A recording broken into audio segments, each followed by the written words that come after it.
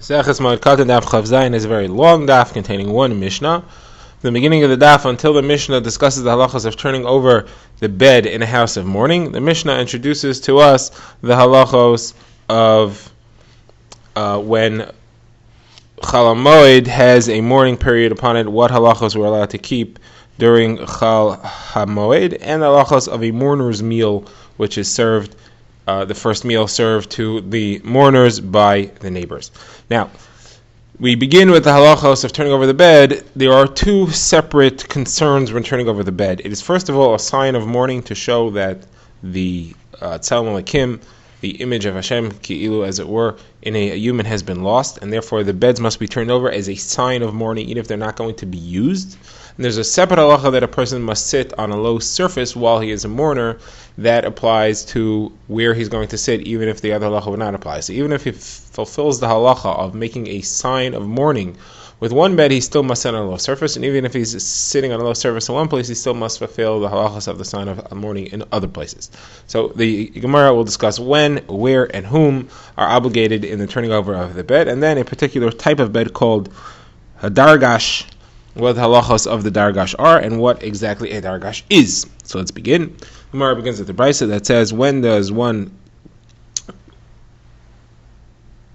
must one turn over the bed? When does the period of mourning begin? The Gemara says, Machlokes Rabbi Eliezer and Rabbi Shua. Rabbi Eliezer says it's from when the deceased is carried out of the house. Rabbi Shua says it's from when the coffin is closed. The Gemara has an incident where Rabbi Gamliel Hazakin, when he died, when he was carried out of the house, Rabbi Eliezer said to them, okay, now it's time to start turning over the beds as a sign of mourning.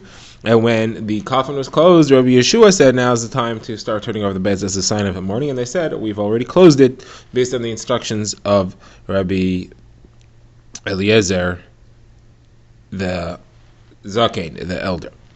Okay, now the Gemara quotes a brisa that says, when does one turn the bed back upright for Shabbos? We know that on Shabbos one does not leave the bed upside down. That would be a sign of mourning on Shabbos. So the brisa says, you turn it upright from Mincha and on. Mincha time, Tosis discusses if that's Mincha Gedola or Mincha Katana. Generally, usually when we say Mincha, it refers to Mincha Katana, which is later.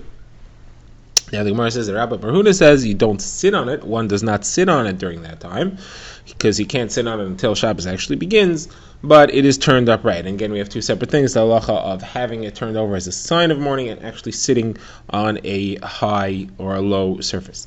Now when Shabbos is over, one is not allowed to sit on it until Shabbos actually ends, and it's turned upside down again, even if there's only one day left, even if they're going to get up and finish their avelis the next morning, Sunday morning, still the beds must be turned upside down again. Now, says the Gemara, which beds have to be turned over? Gemara quotes a brisa that says all the beds in the house have to be turned over, even if he has beds all over the house, not just the one that he sits on. Everything has to be turned over. Even if he has 10 beds in the house that are all being used, he has to turn them all over. If they're stacked in a corner, then he doesn't have to. Now, even if he has multiple homes, he must turn over the beds in all the houses. If there are 5 brothers, each of them must turn over their own bed. It's not enough that one brother turns over his bed. Everyone has an individual obligation to turn over the bed upon which he sits, and all the beds in their house have to be turned over, even if there are 5 different mourners. Now, if it's a bed that's not used for sleeping, it's a bed that's used for storing things, just a flat surface, that is not called a bed. You don't have to turn that over. Now the Gemara discusses the dargash. So first of all, the Gemara gives the halachos of the dargash, then the Gemara discusses what a dargash is. A dargash, so Rabbi Shimon says one just has to untie the knots and let it fall, and the Tanakama says he should stand it up on its legs, standing up and leaning against the wall. So the Gemara will discuss what it is, but just as an explanation as to what we've seen so far, the dargash seems to be a bed frame with a cloth stretched across the frame by means of straps that are tied to the frame. So Rabbi Shimon ben Gamliel says just untie the cloth, and that fulfills the sign of mourning by having the cloth fall to the ground. Tanakama says one stands it up on its legs so that it's vertical and leans it against the wall. Now, what's the dargash? So Ula says a dargash is a bed that people have in their house that's not to be used. It's just there as a sign of good luck. Shonim discuss, well, how is one allowed to do things for luck? That's not something that he does. The Gemara says it's perhaps meant to host the malach of the house, the Sar Habayis.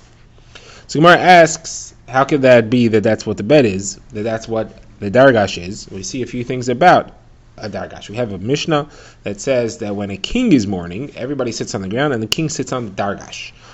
The Gemara says, why would a king sit on a dargash? If a dargash is a bed that's never meant to be sat on and just meant to be there for luck, then why, when the king is a mourner, should he start sitting on a bed he's not supposed to sit on? That doesn't make sense. So the Gemara says, no, it's possible. It would be that you start to do something, that one begins to do something when he is a mourner that he would not do otherwise. Like, for example, Suda Savra, we bring food and drink for him to eat, which we would not do otherwise. When he's not a mourner, he feeds himself. Now he has to be fed. So that's possible. Gemara says, okay, we have a different kasha though, and that's in our Mishnah we had seen that the opinion of Tanakama is that the bed should be stood upright. If the only significance of the dargash is that it's not used, it's left for good luck, why should it be any different? Stand it upright? You should turn it over like every other bed. So Gemara says, no, it's not a problem. I can understand why you stand it upright, and that's because there are beds that aren't going to be used, which we know you don't have to turn over. We said that if you have a surface that's used for kalim, a bed that's used for storage, that doesn't have to be turned upside down. So this thing also doesn't have to be turned upside down because it's not used for sleeping on, and therefore you don't have that halacha. Now, the Gemara does not explain why you would have to stand it upright. The Rishonim will discuss that. Okay.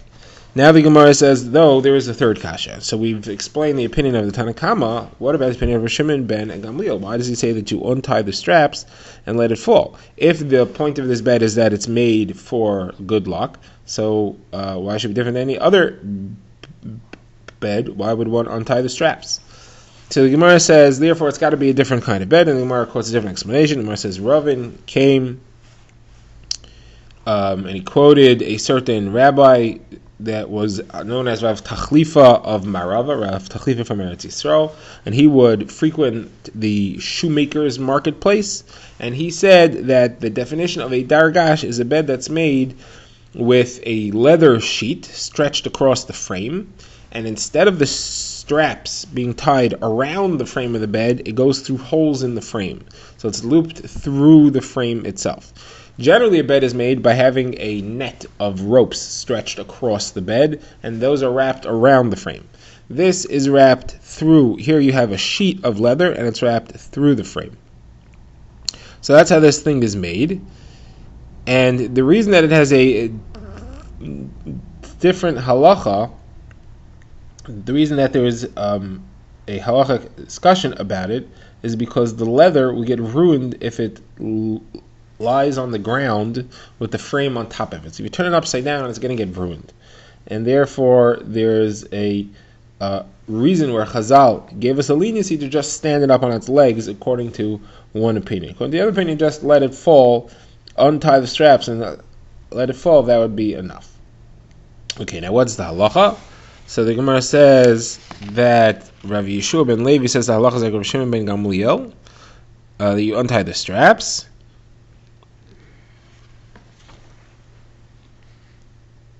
And the Gemara leaves that as that. That's halacha. The Gemara now speaks about a different type of bed. The Gemara talks about a canopy bed. This is a bed that has two upright beams sticking up, one at the head and one in the foot, one in the middle of the head of the bed and one in the middle of the foot of the bed. Then there's a bar stretched across between the two of them, and a cloth spread over the top so that it forms like a roof, with the spine of the roof running the length of the bed across the center above it, and it spreads on both sides and it protects whoever is under it. So that can't be turned upside down because of the two sticks that stick up on the two ends. So therefore, the Gemara says that one just stands that upright and one doesn't need to worry about it. Now, the Gemara goes on to say the halachos of turning over a bed, that one has to turn the bed upside down even if he's not going to use it. If he slept on a chair, he slept on a grinder, he slept on the ground, even though he put himself in great discomfort, did not fulfill the obligation of turning over the bed. He has to turn over the bed anyway. He could sleep there if he wants, but he still has to turn over the bed as a sign of mourning. It's not enough to just sleep in an uncomfortable spot. So now the Gemara says that other halachos of a house of mourning, one is allowed to sweep the floor, one's allowed to sprinkle water on the ground to settle the dust, one's allowed to wash the plates, cups, jars, the bottles. That's all okay. However, one can't bring incense and spices to burn or to give a good scent in a Beis HaOvel. because that's an extra pleasure that's not appropriate for a house of mourning. Somebody asks from a brisa that is brought by Bar Kapara that says one doesn't say a bracha on psamim and spices in a Beis Avel, which implies that he's allowed to bring them. Versus two different types of Beis Avel. One is the place where the deceased is, one is the place where the mourners are. Machlokes you're showing them which one's which. Simple understanding is that in the place where the mourners are, one is allowed to bring spices so that those that are coming to console him can have the benefit of those spices. But in the room of the dead, one would not put those spices. Okay, we get to the Mishnah.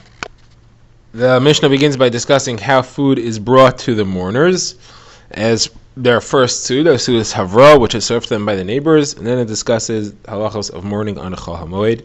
So the Gemara says that the first Suda should not be brought on a fancy tray and not in a large special container or a bowl, not even in a large basket, but should be brought in plain, simple, woven, solemn.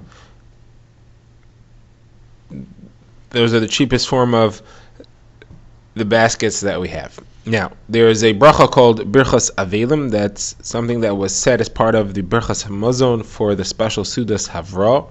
We don't say it today, but the Gemara says we do not say Birchas Avelim on Chol HaMoed.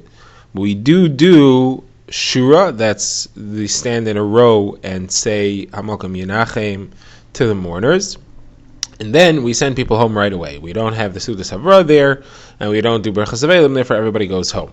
Now, when doing a funeral on Chol HaMoed, we do not place the beer, we don't place the mita in the street.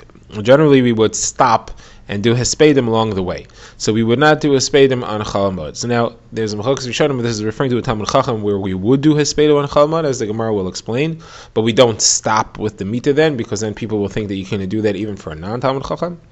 Or if this is referring to an Amma Aretz, in which case we would not stop and do hespedim, and it just means to say that you don't do hespedim at all on Chol HaMoed. Now, the Mishnah ends and it says that the women who are being carried out, if the nifter is a woman, one does not stop and put the beer down in the street at all, because that would not be covered for that woman. It wouldn't be covered for the mason. Now the Gemara begins and explains why we only want to use a cheap container to bring the Suda, and it'll be to prevent embarrassment from the poor people, and then the Gemara will list a number of other things that we also do in a cheap way in order to prevent embarrassing the poor. So the Gemara says there's a brisa that lists a number of these things. So it says in the beginning they would have the rich people would bring their food in trays and baskets of silver and gold, and the poor people will just bring it in a basket of peeled willow twigs, and the poor people would be embarrassed, and therefore the Chachamim made a rule that everybody should bring the Suda Sevra in a basket of peeled willow twigs in order to protect the honor of the poor people.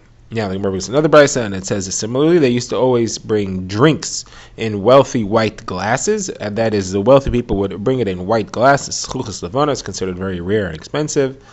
And the poor people brought it in colored glass, which was much cheaper, and again, they were embarrassed, so the Chachamim made a rule that everybody has to bring it in colored glass. Now, similarly, they used to uncover the face of the nifter so that people could see it and mourn. The poor people were embarrassed because the face of a poor person who died would be blackened by hunger, and therefore they said no more uncovering of the face in order to protect the honor of the poor.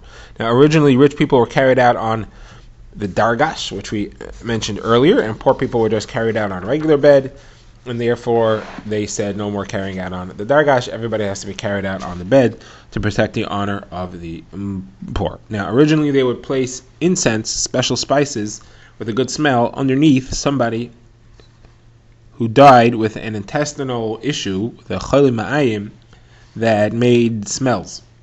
And therefore, in order to block the smell, they would put good spices. The problem was that those people who were alive that had that disease were embarrassed because they realized that they would be noticed when they died, because people would smell the good smell and realize, oh, they obviously must have had this special disease. And therefore, those people were embarrassed in and among themselves. Therefore, they made the rule that these spices should be placed by everyone. That way it blocks the smell and no one is set aside. We're not announcing who has this disease. Now, they used to first do tevila on all the kalim of a woman who was a nido when she died, because they were probably tameh. But those women who were nidos that were alive were embarrassed because they realized that they would be set aside if they died that way, and therefore they said that they have to do tevila on all the kalim of all women who died.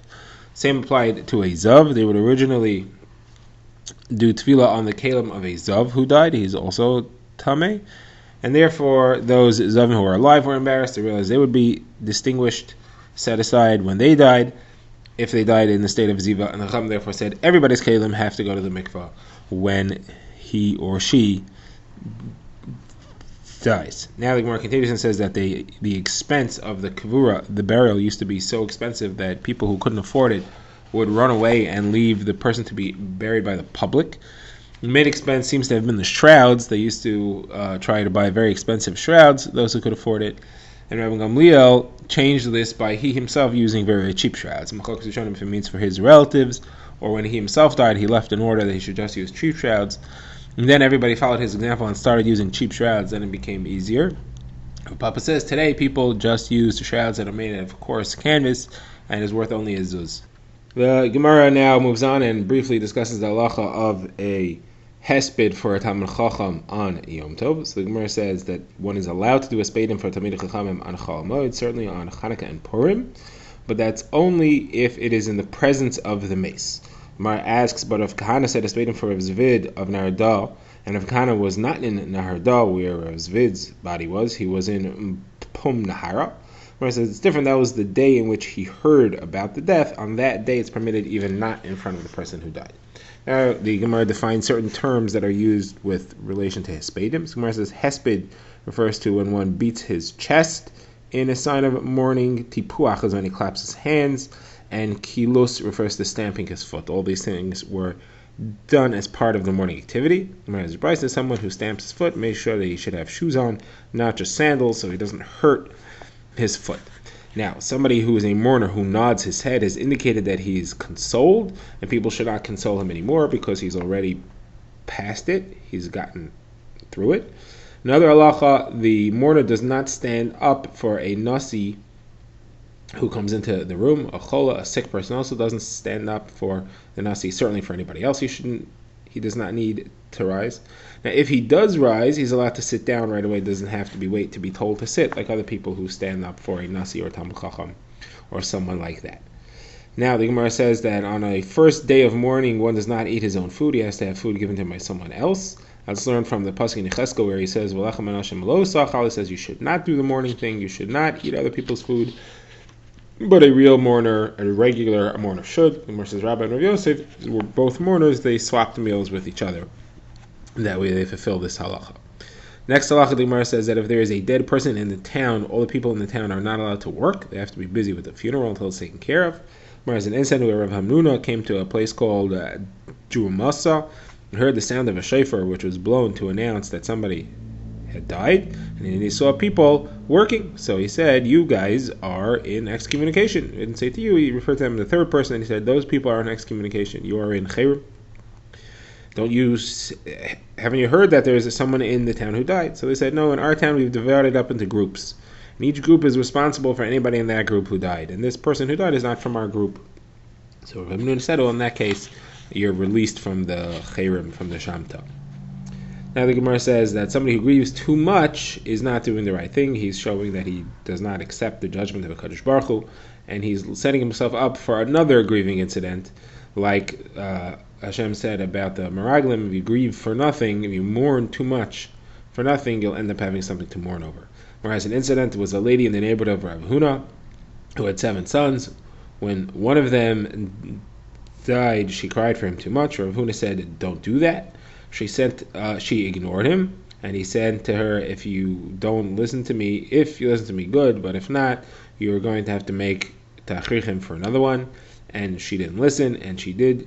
It was another one who died. The same thing happened, another, till all 7 died. And then he said to her, you're now preparing tachrichim for yourself, and then she died.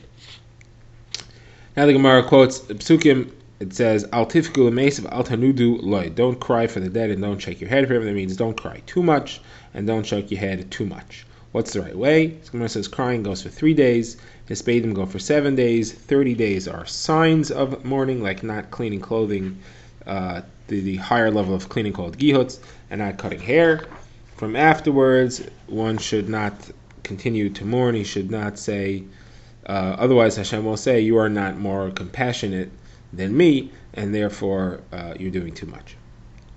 Now, says the Gemara, there is a pasuk that says, B'chu v'choy lahilech. Cry and cry for the one who travels, the one who leaves. The Gemara says, what's that? Rabbi Huda says it refers to someone who leaves the world without children. Rabbi Yeshua ben Levi never went to console anybody except if the nifter did not have any children or any sons. And that's based on the pasuk B'chu v'choy lahilech ki lo yashiv od v'ra es eretz moladeto. Cry and cry for the one who leaves. He'll never come back and not see the land of his birthplace, meaning he will not have anything left behind him to continue his family legacy. Rav Huna has a different shot on the pasuk. He says that refers to somebody who does an avera twice because he's never going to do tshuva. The Gemara says Rav Huna holds that way. Elsewhere, he says somebody who does an avera and repeats it becomes permitted to him. The Gemara says, really? Becomes permitted? The Gemara says, no, not real permitted, but he seems to think of it as being permitted, and it's not. There is no fear of sin involved with it anymore. Now, the Gemara says that when one is in mourning for the first 3 days, he should realize that there is a sakana. He's in a risky situation. He should think of it as though there is a sword pointed in between his legs. Until from day 3 to day 7, he should see as if the sword is around the corner. From day 7 and on, Hashem say until 12 months, he should think of it as if the sword is passing in front of him in the street.